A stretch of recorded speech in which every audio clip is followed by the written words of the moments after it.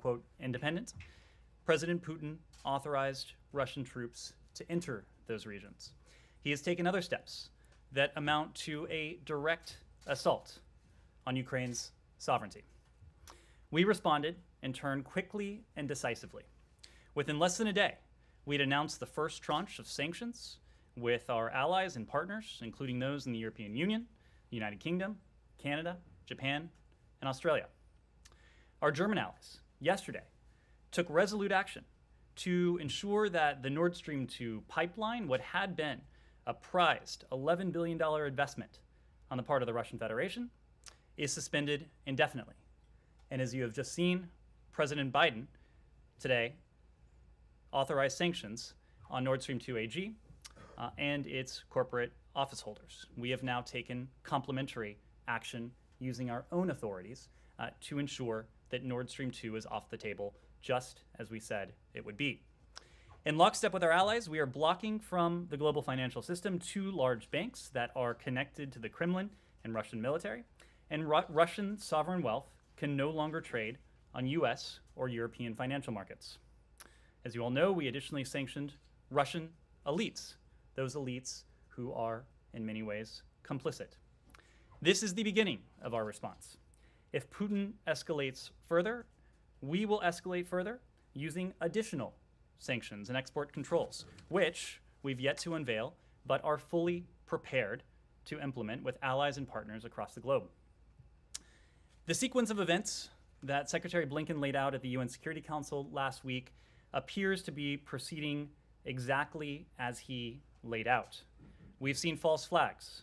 We've seen provocations.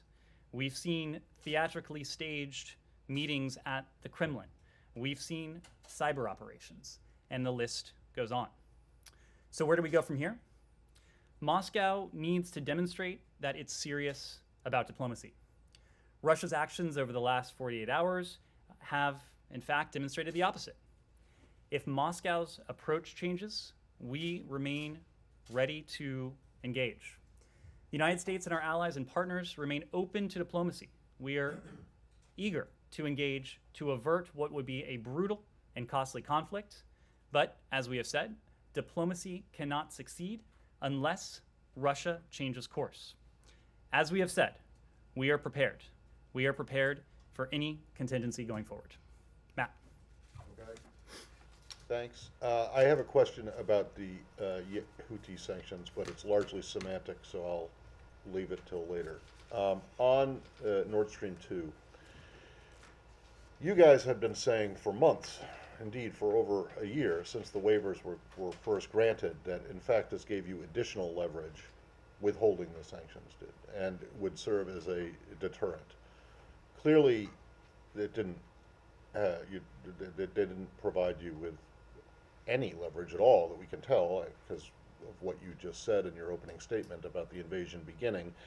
So, you know, how do you explain to people why you didn't impose these sanctions earlier? So, Matt, it's important, and let's just rewind the tape and remember what has happened in recent hours. Yesterday, within a short time frame of the Russian invasion beginning, Germany took decisive, resolute action to take Nord Stream 2 off the table. Today, we followed with our own complementary authorities using the powers and capabilities that we have. We have always said, in the context of Nord Stream 2, in the context of the steps that we are taking with partners and allies around the world, that one of the most important tools we have in our arsenal is transatlantic unity. The fact that Germany acted so quickly, so decisively, is in many ways a product of the coordination, of the consultation we have done now with 2 successive German governments. Of course, it started with Chancellor Merkel and her government, and in more recent months, we have had concerted discussions with Chancellor Scholz and his government. The fact that we are acting in unison immediately to take these steps that essentially remove Nord Stream 2 from the equation, that is a byproduct, that is a result of the work that we have done together with the German government over the course of these last several months, over the course of the last year or so. So it sounds to me correct me if I'm wrong, that your argument is that if you had imposed the sanctions earlier, the Germans wouldn't have the Germans wouldn't have done what they did yesterday, or it would have been a much bigger lift to get them to do that. What we have said, and our strategy has been predicated on the knowledge that transatlantic unity is the most powerful instrument we have. But look, the pipeline's already been built. Okay. Now, whether it gets turned on or not, another question. Right. So presumably you had more leverage, and I don't understand why you don't think that you would have had more leverage if these sanctions had been imposed before the pipeline was finished. So, Matt, you also raise a good point. The pipeline, when this administration came into office, was more than 90% complete. We have imposed sanctions under PISA on a number of targets associated with this pipeline, persons and entities. But the fact is that had we sanctioned Nord Stream 2 AG, had we sanctioned its corporate office holders, it is far from clear that that would have kept the pipeline from going into operation. What the Germans did yesterday was to ensure that the pipeline is no longer part of the equation. Right. So by acting together with the Germans, how we did, when we did, and the way in which we did, we have ensured that this is an $11 billion prize investment that is now a hunk of steel sitting at the bottom of the sea. All right, well, I don't think you can prove, and the converse can't be proven either, but you just don't know if imposing the sanctions earlier would have had more of a deterrent effect, or any deterrent effect. If we would have made it a sunk cost many months ago for the Russian Federation, I don't think that would have had much deterrent capability. Well, but it hasn't anyway, so I'll leave it there. Simon. Yeah, the Secretary obviously said yesterday he had cancelled his meeting with Foreign Minister Lavrov, but you guys remain open to diplomacy. So what exactly would you want to see from Russia in order to, reschedule that meeting, in order to resume some kind of diplomacy, diplomatic talks between you? And just an additional one, you've sort of, this is the last, or this is part of the first tranche of sanctions, the Nord Stream 2 sanctions that just came out. Is that the end of the first tranche, or is there more coming in that? And can you say whether more sanctions actions will be taken if Russia, doesn't escalate further from where it is now? Well, the question you ask is what we would like to see. Let me start by answering that question by letting you know what we no longer will engage in. And that is the pretense of diplomacy. You heard the Secretary use that phrase yesterday, and that is what we have seen.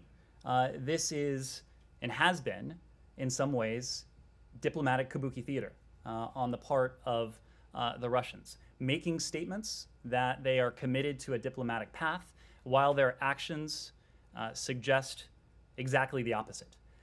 That is not an environment in which diplomacy can achieve the results that it needs to achieve. Our goal here, even as the Russian invasion of Ukraine is beginning, is to avert the worst case scenario that we have warned about for some time now. And we have gone into great detail in terms of what that could look like. Electronic warfare, a fuller scale invasion, an attack on major urban centers, including Kyiv, a city of 2.9 million people, horrific human rights abuses, atrocities, potential war crimes. These are all things that, even as the invasion is beginning, we are going to do everything that we reasonably can to prevent from happening. And so that's why, together with our allies and partners, we absolutely remain open to diplomacy, but only if Moscow is serious. We are not going to engage in this pretense with them, during which they draw out the process, suggest one thing, do another, ready their preparations, move their forces closer to the border, develop and refine their plans as they give the world a head fake that they are actually committed to the diplomatic path. Now, there are a number of ways that Moscow could indicate that it is serious. It essentially boils down to de-escalation. That would be the most concrete, the clearest indication that diplomacy has the potential to bear fruit, that diplomacy has the potential to save lives. That is the kind of diplomacy we are interested in. That is also not the kind of diplomacy that we have seen any indication as of yet that Moscow is interested in. Vivian. Can you comment on the reports that the U.S. informed the Ukrainian government that an attack could happen as soon as tonight, and that Kharkiv is possibly in the line of attack, that it could be directly that the Russian troops could roll over the border and attack Kharkiv tonight? What I'll say about those reports is they are entirely consistent with what we have been saying for some time now, that Russia has amassed forces along Ukraine's borders, in Belarus, positioned the assets, the heavy weaponry, the soldiers, the service members it would need to undertake an invasion of Ukraine at a moment's notice. That has been true for some time now. So for several days now, we have said the invasion is potentially imminent, meaning it could start today, it could start tomorrow, it could start next week. What we haven't seen is, and this goes back to Simon's question, is any indication that the Russians are backing away from this. We have not seen any data points that alleviate the grave concern, the profound concern that we've been expressing for some time now. So the invasion remains potentially imminent, and Moscow is poised to do precisely the kinds of things that you just outlined. Can I just follow up really quickly also on something Simon said, that you and Simon discussed? With this notion of diplomacy still on the table, and now you're saying that it's possible that, Donbass is obviously being attacked, if not actually, then rhetorically, that the Russians are now, acknowledging or recognizing their autonomy and sovereignty. So how can you then justify discussions about diplomacy when this is underway? I mean, you keep on saying that the Russians have to show that they're serious, they have to de-escalate, but could they pause things right now and possibly engage in talks with the U.S., or do significant sort of scale back have to happen? Do we have to see troops falling back before that's discussed? Is Donbass being regarded differently from the rest of the country?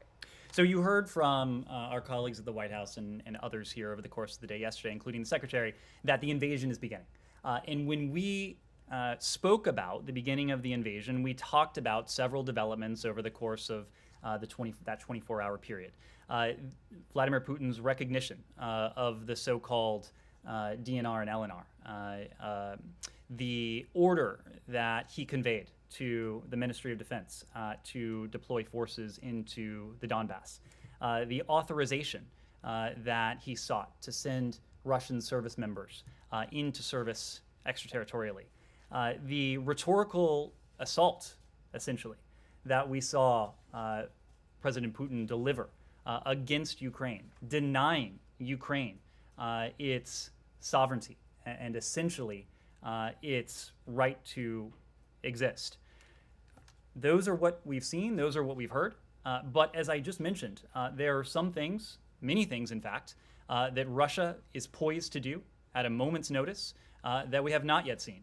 A large-scale invasion, an assault on urban centers, the human rights abuses, the potential war crimes, the atrocities that we have great concern could take place. These are all things that we want to prevent. So you asked the question, why would we engage in diplomacy? Well, we would engage in diplomacy to save lives. We would engage in diplomacy to prevent an all-out war. This is a war that would be brutal, it would be costly, it would be, in many ways, devastating for the Russian Federation, of course, for the Ukrainian people, and the way in which the Russian Federation would wage this war, you heard from the National Security Advisor, it would not be a type of conflict that you might imagine over territory or over concrete ends. You heard the National Security Advisor make the case that this would be a war waged against the Ukrainian people to subjugate them, to crush them, to exact, in many ways, revenge. This is what we want to prevent. So we are ready to engage, but we need a partner. We need a negotiating counterpart that demonstrates seriousness of purpose. We have not seen that from the Russian Federation. In fact, we have seen the opposite at every turn. Andrea. We have diplomats right now in Lviv, or are they spending the nights in Poland and going back and forth? Have we made any kind of commitment to the safe passage, to any kind of extraction, if you will, for key members of the Zelensky government, if necessary? And what would be our commitment to any insurgency that developed, given if it were a full-scale invasion, if any? I mean, there was training, there was support. And one final question. Should write these down. Sorry. Your reaction to former Secretary of State Pompeo and former President Trump praising Putin's cleverness, strength, and smartness in the last couple of I'll start with that one. I have no response. In fact, I have no words. To move on to Lviv, I think what you heard from us on Sunday is that the Secretary had determined that it was in the best interests, of the safety and security of our team on the ground, for them to temporarily relocate into Poland. They have been spending the night in Poland, but they have been regularly essentially commuting back into Lviv. Our chargé, Christina Kavin, has been leading the team back on the ground in Lviv. We have every expectation that they will continue to do so as long as the security environment remains permissive. When they are on the ground in Lviv, they're able to undertake emergency consular services to help Americans who may be seeking to leave the country. They are engaging with our Ukrainian partners, and they have important missions that they're able to fulfill in Lviv. But regardless of whether they're in Lviv, whether they are in Poland, that in no way changes the commitment we have to our Ukrainian partners. It in no way diminishes the partnership we have with Kyiv. We've remained in constant contact with our partners in the Ukrainian government, and that takes me to your question about any advice we may have passed on to the Zelensky government. The fact is that we are in contact with our friends and counterparts in Kyiv on a daily basis. As you know, Foreign Minister Kuleba was here yesterday. The president had an opportunity to speak to President Zelensky over the weekend. The secretary was in the Oval Office for that call.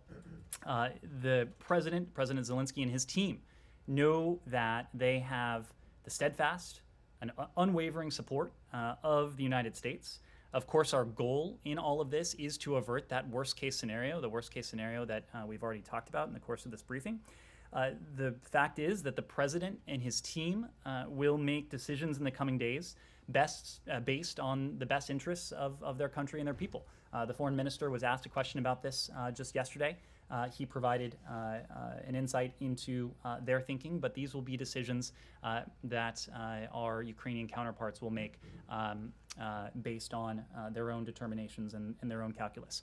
In terms of our, let me put it this way, in terms of our continued assistance to our Ukrainian partners, the president has made very clear that in the event of a Russian invasion, which, as we have said, is beginning, we will not only continue our defensive security assistance to our Ukrainian partners, but we will double down on it. So on top of the unprecedented level of defensive security assistance that we provided to our Ukrainian partners over the last year, $650 million, including a $200 million drawdown that the president signed in December, deliveries of which continue to flow into Kyiv.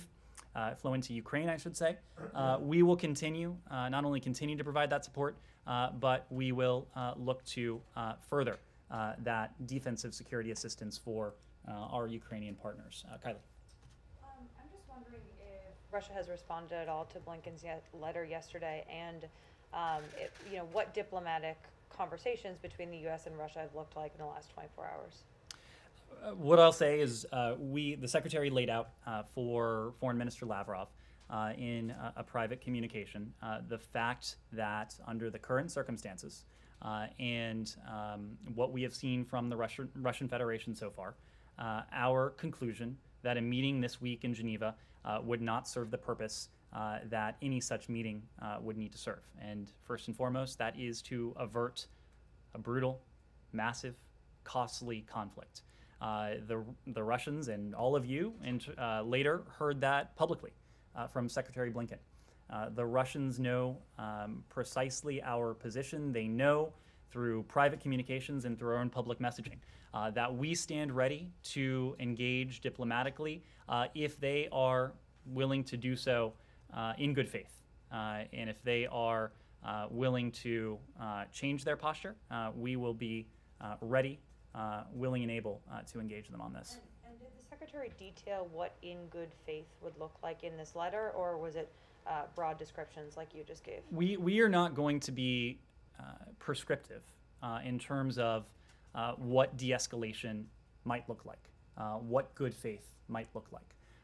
We have been very clear because all of you know, presumably our counterparts in the Russian Federation know, what steps might look like if they were interested in signaling de-escalation.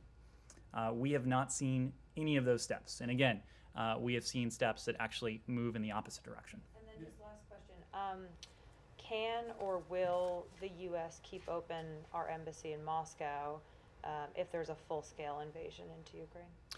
We believe in times of conflict, in times of crisis, that the ability to communicate is in some ways even more imperative. Now, long before the massive Russian military buildup started along Ukraine's borders in Belarus, of course, our team on the ground in Moscow and throughout Russia, they were in a very difficult operating environment. A very difficult operating environment because of the restrictions that the Russian Federation had imposed on them. It will be our goal to be in a position to maintain diplomatic communication, the ability to convey clearly any messages that we need to send to the Russian Federation. Embassies are an important tool in that, but we have also seen the Russian Federation, even in recent days, escalate on an unprovoked and needless basis the bilateral challenges in terms of our own diplomatic staffing in Moscow and our ability to operate an embassy on the ground. But again, we believe communication, we believe the ability to pass messages is even more important in times of great crisis. On Nord Stream, are you working with the Germans to find alternative sources of energy for them? I mean, it seems like the pipeline is not going to go full, operate or going to go operational anytime soon. So, are you working with them, with the Qataris or any other potential suppliers, perhaps in Algeria and so on, and about the means to get it there? Now, I have a quick question on the diplomacy. Sure. Let me start with your question on the energy, and of course, this was something that President Biden discussed yesterday. We have been frank, we've been candid with the American people that our measures, the measures we have and are prepared to impose on the Russian Federation, certainly won't be cost-free for the Russian Federation, but they won't be entirely cost-free for the rest of the world as well. And so that is why we are working with countries around the world, executing a plan with major producing and consuming countries to secure the stability of global energy supplies, whether that's oil, whether that's LNG. For energy consumers, and you heard this from Deputy National Security Advisor Dileep Singh yesterday, he made the point that we all have strategic reserves at our disposal. And those reserves, we know, could support the supply of global energy. The White House announced such a move late last year. There are other countries that have their own strategic supplies. For energy producers, we know that many of them have spare capacity to provide supply to global markets that could balance those markets in the event of any supply disruption. More broadly, we've been very clear with the Russian Federation that any further attempt to weaponize energy, to constrict flows with a malign geopolitical intent or purpose would have massive consequences. And to your point, would only further the longstanding effort to diversify energy supplies for Europe and the rest of the world. We have heard from a number of countries, including Japan, including Australia, including Slovakia, that they are taking concrete steps in terms of global energy markets. We expect other countries will have announcements of their own. We also know that the International Energy Agency has announced that it's monitoring and consulting with member states to ensure market stability going forward. But to the question about diversification of supply, this has been a long-standing goal of ours. And to go back to the question of Nord Stream 2, there was the communique that together we drafted and finalized with the German government over the summer, in the summer of July of 2021.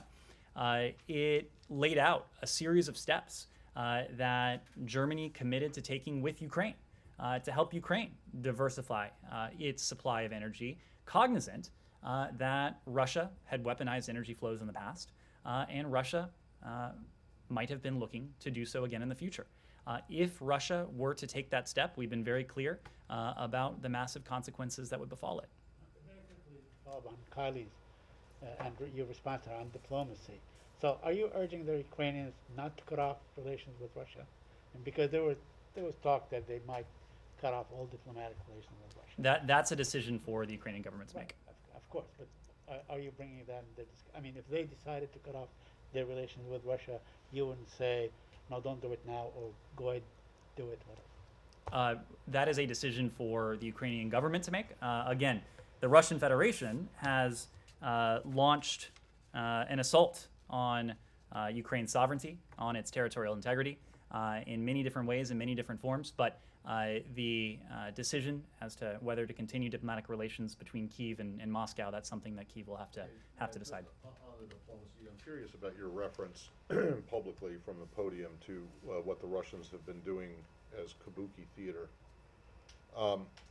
What specifically are you referring to? The meeting in Geneva between Secretary Blinken and Foreign Minister Lavrov, the UN Security Council meeting last week, or even yesterday, whatever it was, a day or two ago, the Russian National Security Council. So I think you could point to any number of steps. What comes to my mind immediately was the dramatic theatrical scene we saw, I guess it was last week now, between President Putin and his deputies, in which they had what was scripted, I assume, to be a pretty candid exchange, indicating that the Russian Federation should pursue diplomacy, only as at that very moment and in the days that followed, we saw additional Russian forces go to the border. We saw additional Russian forces take up readiness. That is not consistent with a country that purports to be interested in diplomacy. No, but that is not diplomacy per se. That was an internal government meeting, whether they was staged. That was kabuki theater. I think we can agree. Fine, yeah, but I want to know if you're talking about the meeting in Geneva between the Secretary and I was referring to the You're referring incident of kabuki theater that I just mentioned to you. Okay, because I just want to make sure that you don't think, you're not now in a position where you think that the meeting in Geneva that did happen was a waste of time and simply an entertainment. Look, I wouldn't want to characterize Or the Security Council meetings are a waste of time because Well, I just want to make sure that you're not so talking about the UN those. Security Council meeting most certainly was not a waste of time because the Russian Federation and the entire world heard from a number of countries the broad and strong consensus that this should be resolved diplomatically and that state sovereignty should be an inviolable principle. That certainly was not pointless. Yes. Sure.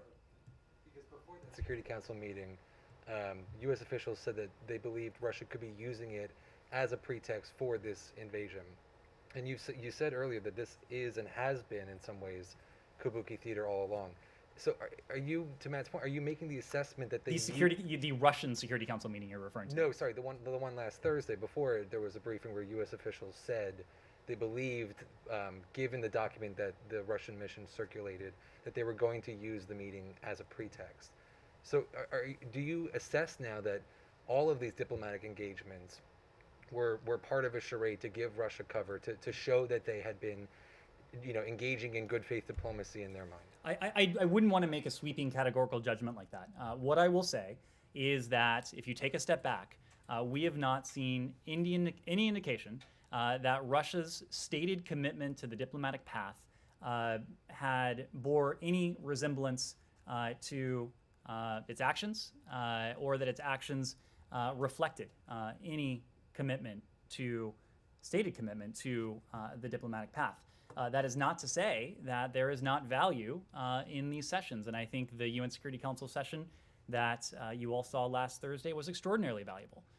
It was valuable even for the Russian Federation, and if any of those messages got to the Russian people, they would have heard a strong message of resolve and consensus and unanimity from the rest of the world, that the steps that Putin was taking, the plans that he may well still have in mind, that is not something that the rest of the world is prepared to countenance. But the meetings in Geneva, the non-papers back and forth, that you don't think that all was a charade by the Russian government?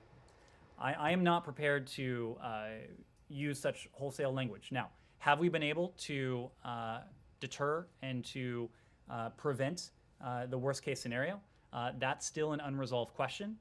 What is not unresolved is that we have seen continued signs that the Russian Federation is moving forward with the plans that we have been warning about for weeks. Can I just another follow-up? Especially the Japanese, who invented it. No. They pay to go see it. So No offense intended. Yes. Can I just another follow-up? Yesterday, Foreign Minister Kuleba said that their plan A obviously is to use diplomacy to deter Russia. Mm-hmm. Plan B is to defend every inch of Ukrainian territory. You've previously praised their restraint. Do you agree with their plan B? Do you think they have a right to self-defense? And if Russia moves past the current areas that the separatists control in the Donbass, do the Ukrainians have a right to respond? Of course the Ukrainians have a right to self-defense. Yes.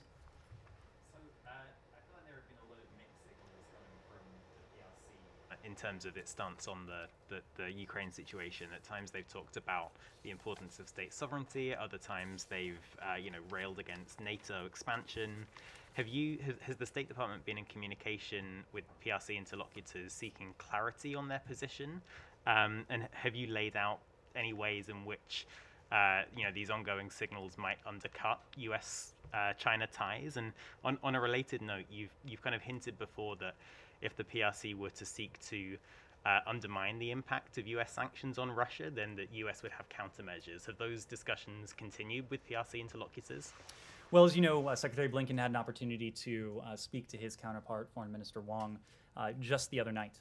And one of the two primary topics they discussed was Russia's, the crisis that Russia has needlessly precipitated with Ukraine and with the rest of the world. Secretary Blinken, and we issued a readout, the PRC also issued their own readout, but you saw in our readout that the Secretary made very clear where we stand in terms of our unwavering support for Ukraine's territorial integrity and its sovereignty. And I think especially that last point, sovereignty, should be an element that the PRC understands quite well. We often in statecraft, here the PRC cite this principle of sovereignty, which in any number of instances they have claimed should be inviolable, should be sacrosanct, should be one of the foundational rules that countries abide by and respect. So you'll have to ask the PRC how they marry that long-standing position with anything less than an effort to use the considerable influence and sway they have with the Russian Federation to urge Vladimir Putin to back down, to de-escalate. Whether they are doing that, you'll have to ask them. But we did see in the readout that our PRC counterparts are also calling for the situation to be resolved diplomatically and to be resolved peacefully. Now, whether Putin heeds that call, I think that is not something we yet know. What about relaying the potential impact on U.S.-China relations? Look, in terms of our bilateral relationship with In terms of China's support for Russia and its railing against NATO expansion and the potential, tacit endorsement that provides, what's the impact of that on U.S.-China relations?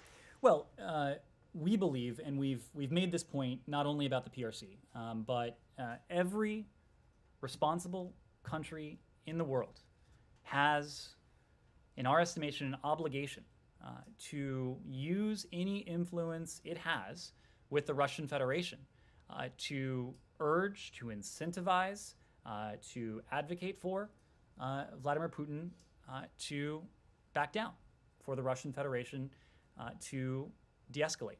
Again, you will have to ask the PRC whether they have used their own considerable influence with the Russian Federation to that end. Of course, we've all read the 5,000-word joint communique, and we can glean our own conclusions from that. I think what gives us concern is that from that manifesto and from what we've seen not only in recent days, weeks, and months, but in recent years, is this growing partnership between Russia and the PRC. And I say it's concerning because we talk about a rules-based international order, a rules-based international order that has been at the crux of 7+ decades of unprecedented levels of stability, of security, of prosperity the world over, whether that's in Europe or the Indo-Pacific and places in between. It is true, we think, that Russia and the PRC also want a world order. This is a vision that they appear to be developing together, if you read that communique. But this is an order that is and would be profoundly illiberal, an order that stands in contrast to the system that countries around the world, including, by the way, Russia and in some ways the PRC, have built over the last 7 decades. It is an order that is in many ways destructive rather than additive. So that is, as we see this relationship develop, and we've seen something that gives us great concern. And of course, in recent days, we've seen Russia reach out to its autocratic counterparts in other corners of the globe. This gets back to one of the core points that the president has been making since before he assumed high office, and that is increasingly we are seeing the world divided between democracy and autocracy. It is and has been a charge of this president and this administration's foreign policy to act to unite our democratic colleagues around the world, to act in unison, to galvanize collective action. And I think whether the challenge has been what Russia is doing, whether the challenge has been what the PRC is doing, what we are seeing from state and non-state actors around the world, you've seen us succeed in that. But it will continue to be an animating principle as we continue to see the forces of autocracy, the forces of authoritarianism, the forces of illiberalism continue to work together and attempt to combine forces. But the other point, even as they try to do that, we are confident.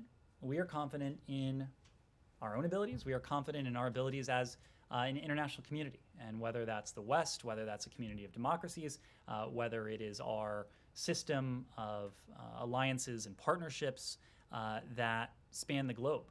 And we're confident for a number of reasons. If you look at it quantitatively, we have 50% plus of global GDP. We have a large share of the world's population. China and Russia, in terms of their GDP, are what, 20% of global GDP?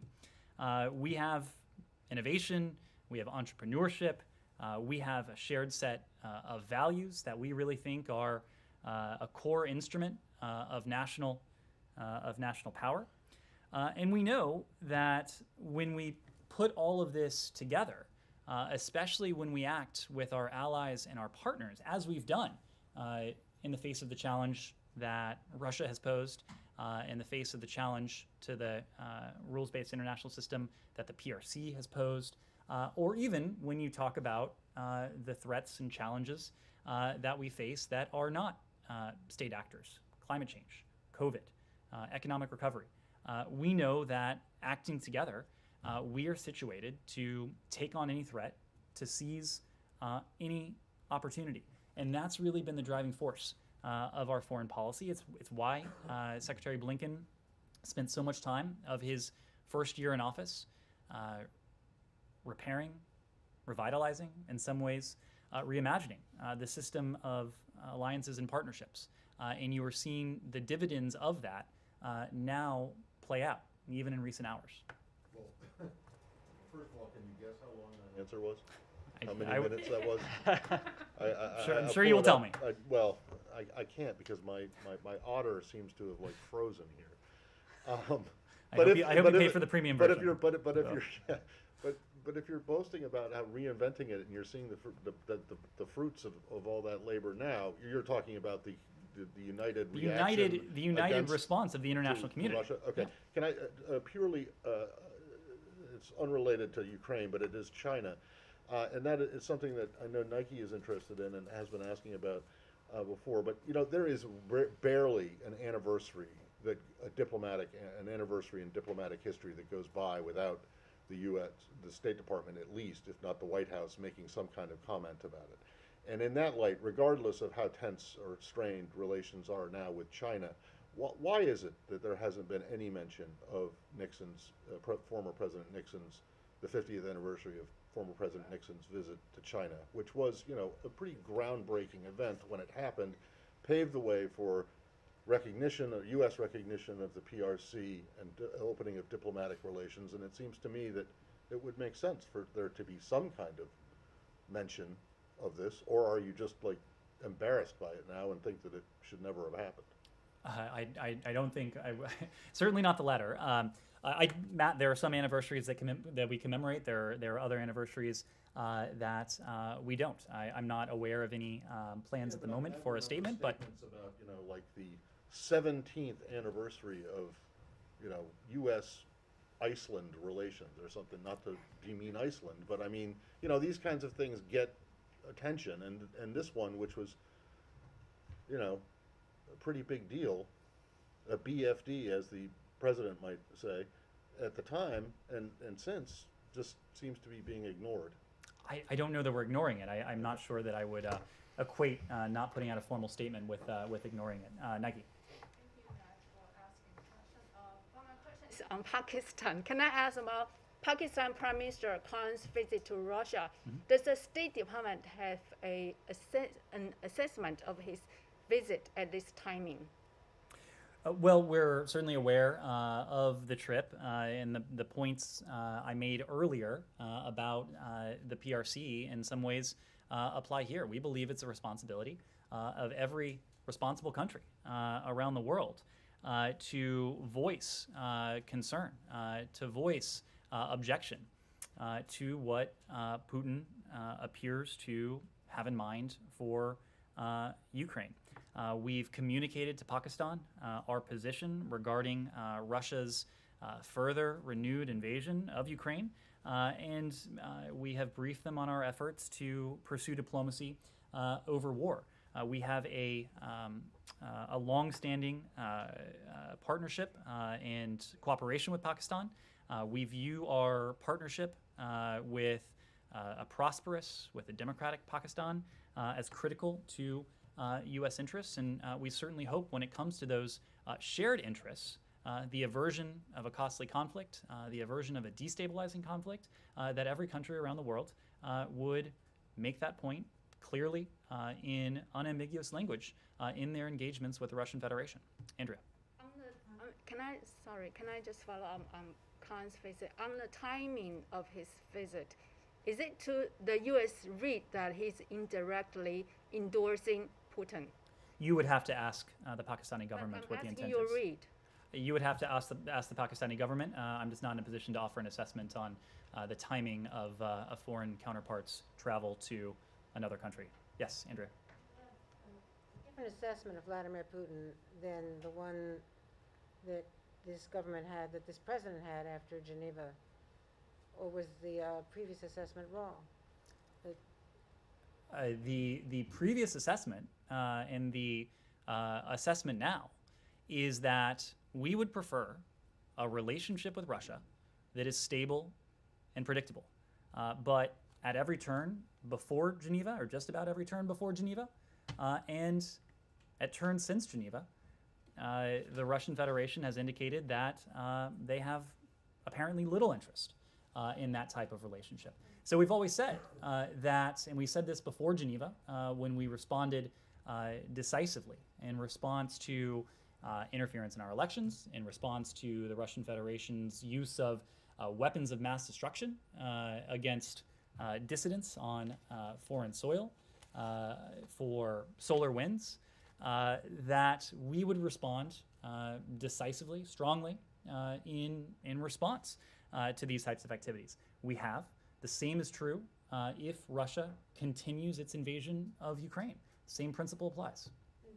Separate question on a different subject, if I could ask a quick question about Iran. Okay, any final questions on Russia, Ukraine before we move on? Okay, please. Yes.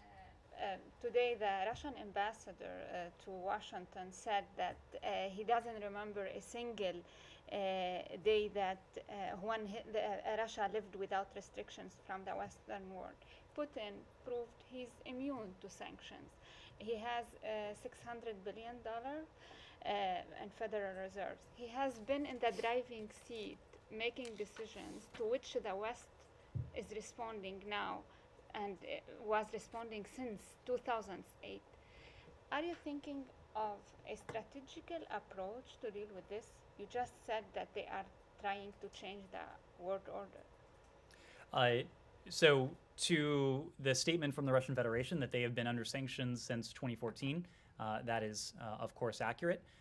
The sanctions that we have put in place and that we will continue to put in place are qualitatively different from any measures that the United States or any other country has imposed on the Russian Federation, including in 2014. So if they are comparing what they've been under now to what they will be under in going forward, if this invasion moves forward, that would be a profound miscalculation on their part. When you talk about and think about the sanctions that we've already put in place, Nord Stream 2 is off the table. The Germans have taken decisive action. We have taken decisive action. That's an $11 billion project that is now a piece of steel at the bottom of the ocean.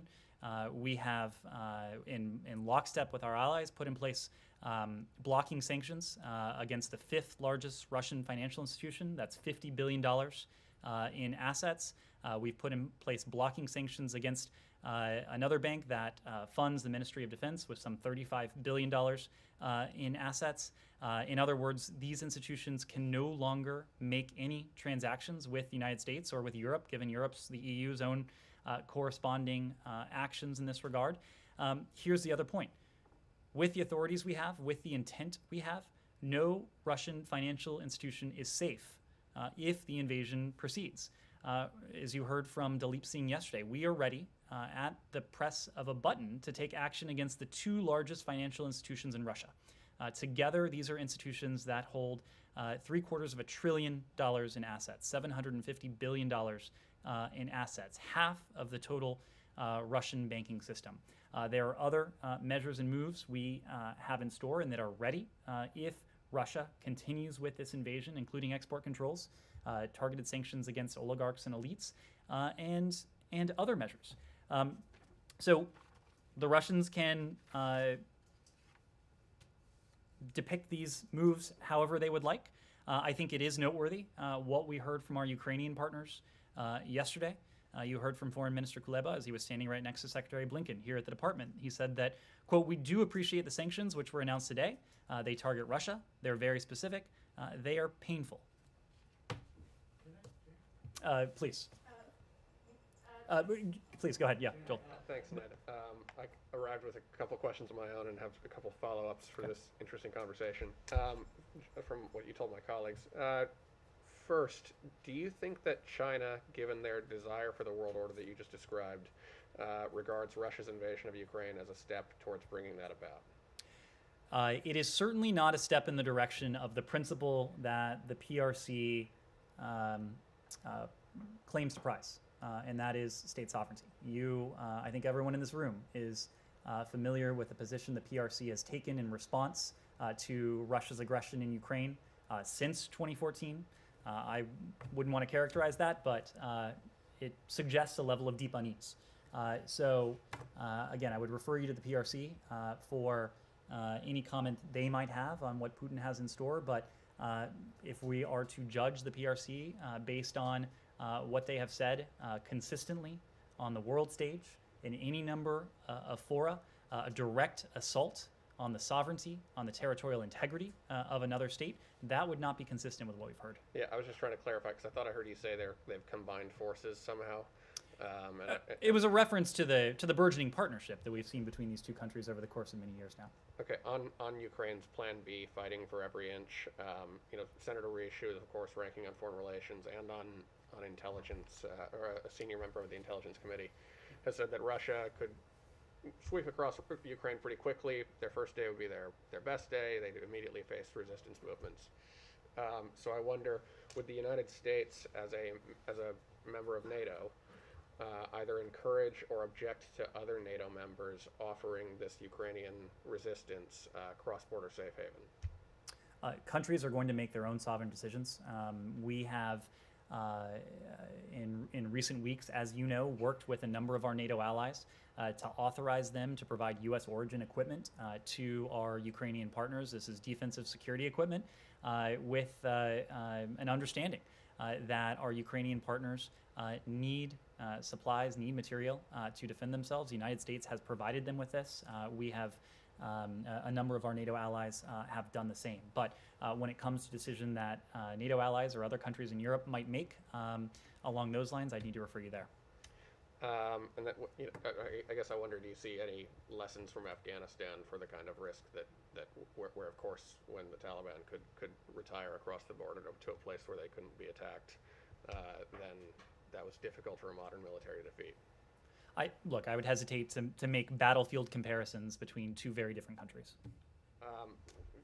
Finally, what I hope are truly a couple quick ones. Those Nord Stream 2 sanctions, are those permanent, or do you think that the permanent punishment for this is that's gone, or do you regard that as something that could be lifted again later in exchange for de-escalation?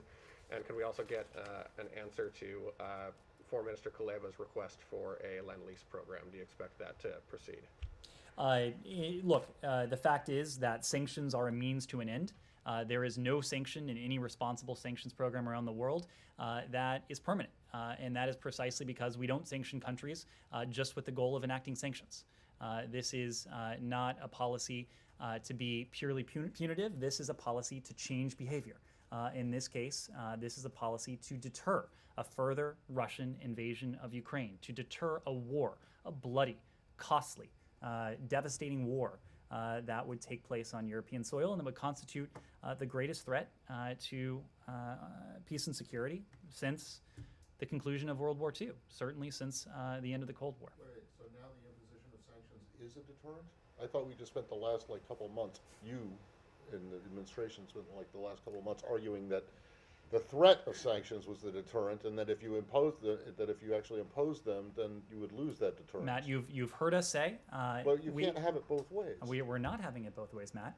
You have heard us say very clearly: if Russia's invasion escalates, if Russia's actions escalate, so too will our response. We are prepared to enact an escalating series of measures against the Russian Federation until and unless that the Russian Federation changes course. The Lend-Lease So look, I don't have any response to that, but specific response to that. But I will make the point that this has not been lend-lease. This has been a program of provision. We have provided our Ukrainian partners with, over the course of the last year, $650 million worth of defensive security assistance. We're in a constant conversation and dialogue with our Ukrainian partners about their defensive security needs, and that will continue. As I mentioned before, if the Russian invasion continues, we will not only continue with that provision of security assistance, but we'll double down on it. Yeah, could I change topics? Anything Yeah, left on very Russia, quickly Ukraine? On the Palestinian. In the very back, please. But we listen to the Russians also, and they present also, as they say, their legit security grievances. And it seems the West, in a way or another, did not reach any common. To which extent the U.S. and NATO now is really going into this offer of diplomacy? Where is the West going to give in into the security demands from Putin? So this is something we've spoken to at great length. It's actually something that we put in writing at some length. Subscribers of El País can see it with their own eyes. But we've been quite clear that there are some quote-unquote demands that the Russian Federation has put forward that are non-starters for us. The very principles that are at stake in terms of the rules-based international order, those are not negotiable. The idea that any other country can dictate the policy choices, whether foreign policy or domestic policy of any other country, that is not something we're going to negotiate. International borders, internationally recognized borders, sovereignty, the inviolability of borders, that is not something that is up for negotiation. But there are some areas that would improve our security, our own security environment, the security environment of the transatlantic community, and could address some of the stated security concerns of the Russian Federation. And we've delineated a series of those. Discussions regarding the placement of offensive missiles in Europe, broader arms control protocols, protocols regarding stability and transparency, confidence building measures. There are a number of areas that we think have the potential to be fruitful if we find a negotiating counterpart in the Russian Federation that operates in good faith. We have not found that yet. And I think at this stage, those sort of broader areas may not take precedence to the first priority that we have, and that's averting a bloody, costly, devastating war in Ukraine. So I think our diplomacy going forward, at least for the foreseeable future, if, again, we find a counterpart in Moscow that is willing to sit down in good faith to discuss these issues in good faith, we are going to be very focused on saving lives, on preventing a war, on seeing to it that the plans Putin has set in motion over the course of many months now do not go forward. Connor. Trevor Reed and Paul Whelan, do you have any indication that their cases are being treated separately from all this? Any concerns that the crisis would affect their detentions? We always treat the cases of U.S. hostages separate and apart from geopolitical issues and geopolitical dynamics. It remains an absolute priority for us to see the release of Paul Whelan and Trevor Reed, both of whom have been held unjustly, traveled to Russia as tourists, have been imprisoned on false charges that entire time. So it's a priority of ours. You do, but do you have any concern that the Russian government would not? Again, human beings should not be held as pawns in terms of state-to-state relations. It is our priority to see them released, to do everything we can to achieve their release as quickly as we can. And then secondly, do you have any new estimate of the number of Americans that would be in Ukraine at this moment in time? So as we've told you, late last year, October of last year, it was our assessment at the time that there were some 6,600 Americans who were resident in Ukraine. Now, that time frame is important because the very month, October 2021, that this assessment was last updated was the very month that we started urging Americans not to travel to Ukraine.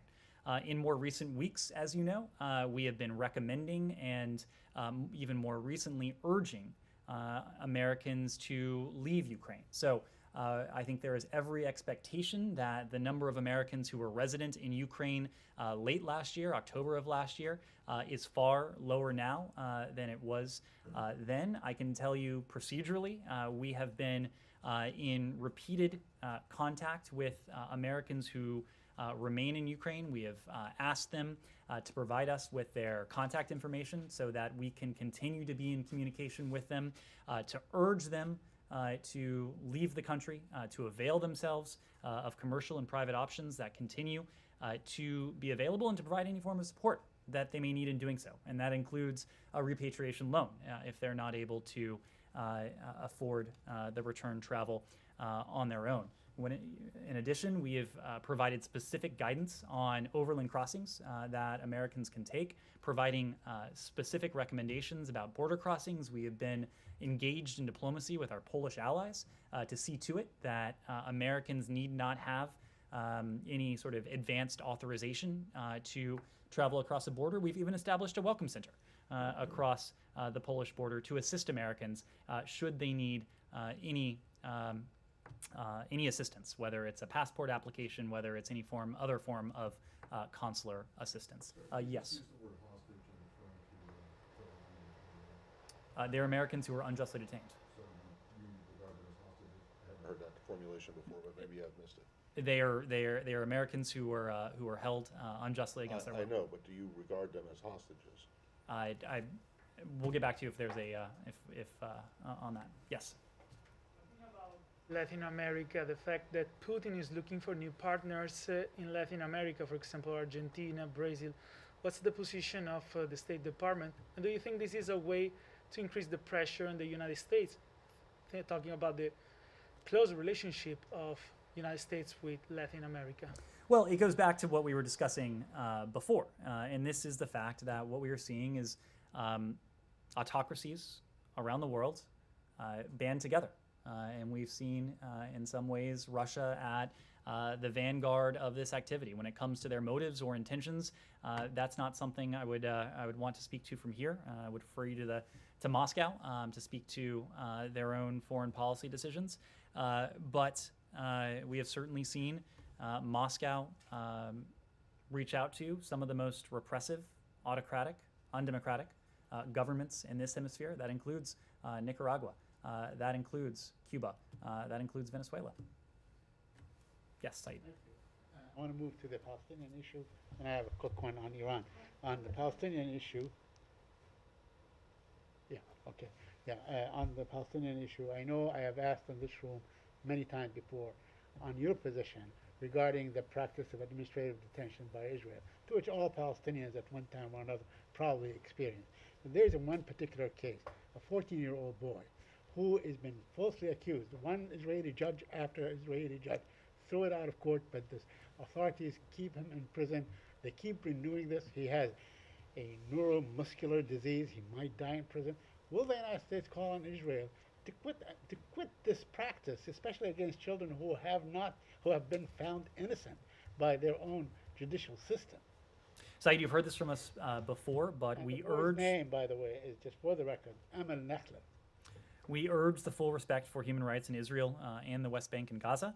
As we said many times, Palestinians and Israelis alike equally deserve to live safely and securely, to enjoy equal measures of freedom, of security, of prosperity. Do not arrest Israelis and put them under administrative Said, detention. and again, you have heard this from us before, but we continue to elevate the role of human rights in our foreign relations and to encourage, to your question, legal reforms that advance respect for human rights of all individuals. My second question also pertains to the holding of dead Palestinians, killed Palestinians, those who have been killed by the Israeli authorities for years on end. Is that a form of collective punishment? Does this administration view this as a collective punishment? We have stressed to Israel, both publicly as well as privately, our strong hope that any measures that Israel takes would be designed to avoid further escalating tensions and to take into consideration the impact of any such measures on the Palestinian people. And lastly, on Iran, should we expect some sort of a deal or returning to the deal over the next few days, as was suggested? Well, you've heard this from my colleagues, but there has been significant progress, and we are close to a possible deal, but at the same time, a number of very difficult issues remain unresolved. What we know is that there is very little time remaining to reach a deal, to resolve these remaining issues, given the pace of Iran's nuclear advances. You've heard us say this before, but it remains true that even as we are narrowing the set of issues we're discussing, nothing is agreed until everything is agreed. If Iran shows seriousness, if it demonstrates serious of purpose in Vienna, we believe that we can and should reach an understanding on a potential mutual return to compliance in short order, potentially within days. But anything much beyond that, if this were to drag on any longer than that, would put the possibility of return to the deal at grave and profound risk. Andrew. Any more specific in characterizing the remaining issues, whether they involve, equipment, centrifuges, compliance, verification, broad categories, Ned? I really can't, and that is primarily because we are at this decisive stage where it is incumbent on the Iranians and all parties to do everything we can to narrow those differences. We're going to be a little bit more circumspect at this especially sensitive period. But again, if the Iranians demonstrate seriousness of purpose, we believe that we can achieve an understanding in relatively short order. Is there anything more on travel? On travel. By the Secretary. Oh, by the Secretary? We do not have any travel to announce or to preview at this time. The Secretary has been working the phones. He's been on with Joseph Borrell of the EU today. He spoke to his British counterpart, Elizabeth Truss, earlier today as well. And I expect you will see him continue to engage with his counterparts around the world. Yes? We saw the designations today, and in the statement you said they are intensifying the humanitarian crisis. When you removed them last year from the terrorist organization list, you said you did that for humanitarian purposes. Is the State Department, my first question, is the State Department objecting designating them as a terrorist organization? So as you know, there's a review underway regarding that very question, so I'm not in a position to speak to it in any great detail. What I can say is that we have a number of tools at our disposal, including the tools we use today in mounting sanctions and designations against these Houthi-affiliated individuals and entities that can hold the Houthis accountable for their reprehensible behavior. We are committed to doing so. We will continue to do so.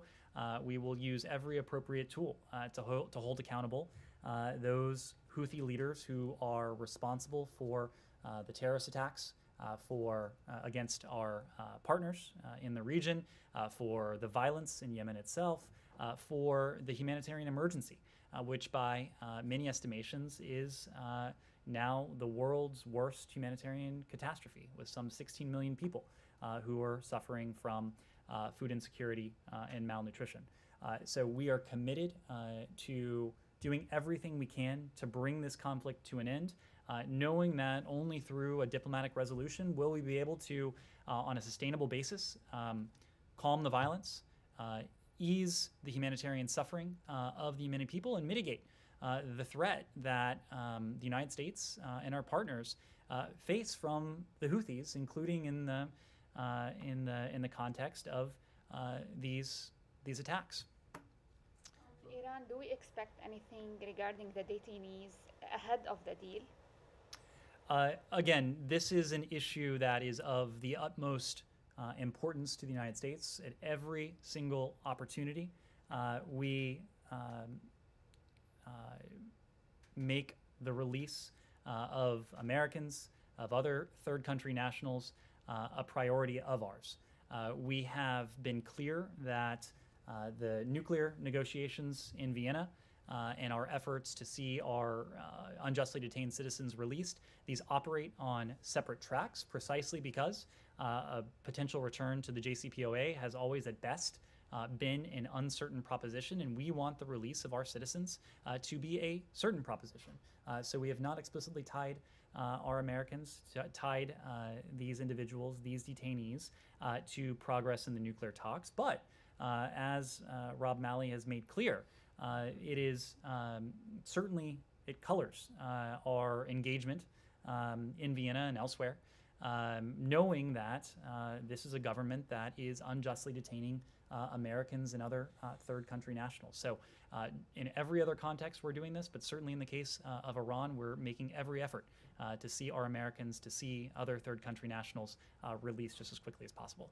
So back on Yemen and the Houthis, and I realize that a lot of people probably think this is just a semantic thing, so I'll keep it short. But these designations were made under an executive order that is a counterterrorism executive order. And you, in the Secretary's statement and the Treasury statement, it refers to the Houthis committing terrorist acts, but it doesn't identify them as terrorists. And the EO, they're being designated under a counterterrorism EO simply because of their affiliation with the IRGC Quds Force, which is a designated foreign terrorist organization. So my question is, do you believe that the Houthis, as a group, are terrorists? You say that you've designated them under a counterterrorism executive order. You accuse them of launching terrorist attacks, but you won't call them terrorists. Matt, why not? So this is a question that's based on semantics, but we've been very clear that the Houthis have launched reprehensible terrorist attacks against our partners in the region. These may be attacks that are targeting our partners, but these types of operations have the potential not only to harm citizens of Saudi Arabia, citizens of the United Arab Emirates, but Americans who may be in the region as well. So we have been very clear that these are terrorist attacks. Yeah, but you're not saying that the Houthis themselves are terrorists, and I'm just wondering why. And yes, it's a semantic argument, but I'm just looking at a statement that came out from Senator Murphy and a bunch of his colleagues urging you not to reinstate the foreign terrorist organization designation against the Houthis. So, because it would cause grave damage and economic, humanitarian, even worse humanitarian disaster. But yet, today, you have designated these individuals and entities under a counterterrorism executive order and accused them of committing terrorist attacks. So what's the problem? Why can't you identify the Houthis as terrorists? It is completely consistent that a certain label and a certain authority, in this case the FTO, not be applied to a group that can commit terrorist attacks. There are any number of examples. The groups that aren't FTOs, that you know well, that have committed over the course of years consistent terrorist attacks. This is a question of semantics. This is a question of legal authorities. Of political will, right? It is a question of us demonstrating that we have a number of tools and a number of authorities to hold Houthi leaders and others affiliated with this movement accountable for their reprehensible actions, including the terrorist attacks that they've undertaken in recent days against our partners in the region. Can you give me an example of a group that has been committing terrorist attacks for decades that has not been labeled an FTO? Matt, I think there are a number of examples. You could look at the Taliban as a group that is not an FTO that I think you would probably agree has committed terrorist attacks. Thank you all very much.